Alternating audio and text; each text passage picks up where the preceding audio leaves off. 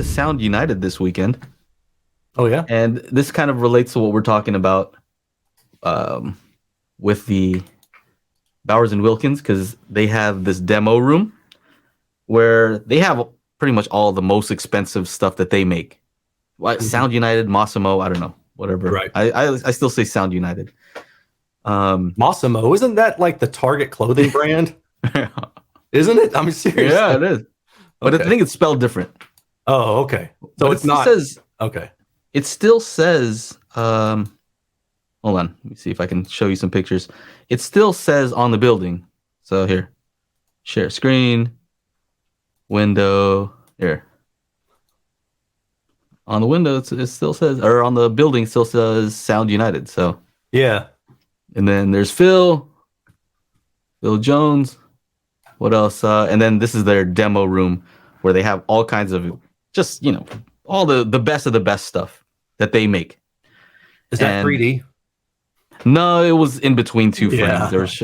I had my kids and my wife and my Are mom. those and my acoustic sister. tiles at the top? Or is it just like that drop ceiling panel? I can't really tell. Yeah, I think they did have acoustic panels up there. Yeah, it kind of looks staggered a little bit. Uh-huh.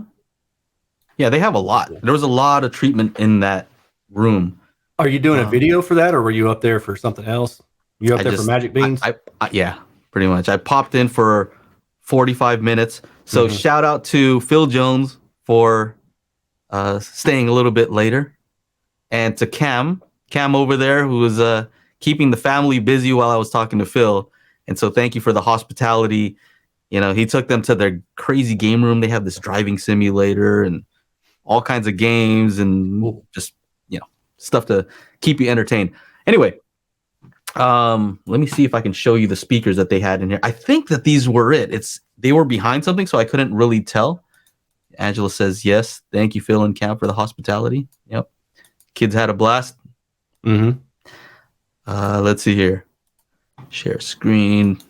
What am I trying to show? I'm trying to show this thing.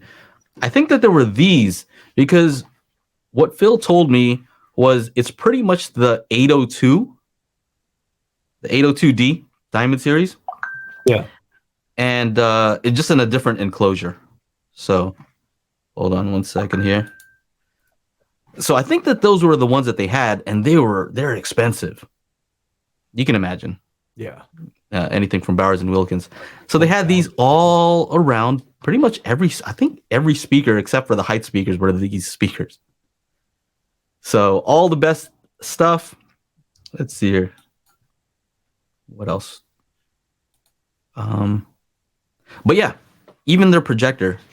That's okay. So projector folks, they had this. They said it was a $30,000 JVC. So I don't know which one that is. I don't know all the models, but everybody always talks about the black levels. And so I finally experienced that when this thing went to black. The whole room was just black, like as if you just turned off all the lights, because you could see the walls, the ceiling, everything was blacked out too. So when it went to a black scene, nothing. Nothing was on the screen. And it feels crazy because in my theater, I don't have one of these crazy $30,000 projectors. And so when it fades to black, there's still some light. There's still light reflecting off the screen a little bit, kind of like a grayish look. So yeah, that was interesting. But I was there to show Phil some Magic Bean stuff. Yeah. And what I thought was interesting, and yeah. So I don't want to say too much bad stuff because they were very nice to us over there. But I think my family was like, they're used to my system. We watch movies in our system. I have lots of systems. Right. And big projector setups too. So I can imagine somebody who would come in and say, man, I'm used to watching on a TV. Now here's a 150 inch. Like, this is crazy. This is a home theater. But the one in my theater here is 120. So it still feels like a similar experience. But mine is very dialed in, tuned. But my speakers are not $10,000 or $17,000 each. Mine are way less expensive. But I think the tuning on mine is better. I have to say, subjective, of course, but I have to say, after we left, I asked them, hey, so what do you think? And my sister was just kind of like, I'm not sure why it was that expensive. You know, that's really expensive. Yeah. And I think it's just that they're used to hearing my system, so they're probably comparing it to what they're used to hearing here. And so that's I think that says something about the tuning. Could be. Tuning matters so much. Yeah. But if you didn't get measurements while you were there, then I can't take your word for it. So I did get measurements, yeah, and that's why I got some measurements, and that's why I said in your Q Acoustics video, oh man, they're going for that Bowers and Wilkins. Oh yeah. Because I do have measurements. Oh, okay. So I do have measurements of the speakers and how they performed in the room. Yeah. Dang, those are bright. I've actually seen like Stereophile, I think, reviewed the 802D. I don't know the different model numbers as they, come out through the years, and they've revised them, but it's the big ones like the 210s and 6.5 and the tweeter at the top. And when I saw the measurements, I remember thinking there's a really big directivity error in the mid-range to tweeter. And so I'm assuming then that in the room it was going to sound bright. I actually tried to get the 802s to review, and I was like, this close. And then they had a change in hands. So the person that I was talking to that was going to hook me up with it was no longer part of the company. But maybe I should try again. The target curve was very weird. So that's the purpose of the Magic Beans app that I'm making, is to find out what the target curves should be. And most target curves are what you expect. Oh, bass rise, and then in the treble, there's a roll off. That's kind of a normal room. It's kind of what you expect from a normal speaker in a normal room. And that's why people like to use the Harman target, because on average, everything kind of goes towards that. But this one is the opposite.